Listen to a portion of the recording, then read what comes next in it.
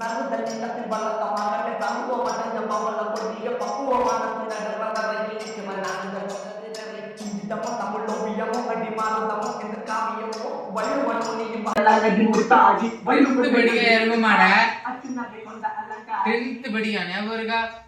English படிக்க வக்கு இல்ல சினிமா பாட்டு கேட்போம் உனக்கு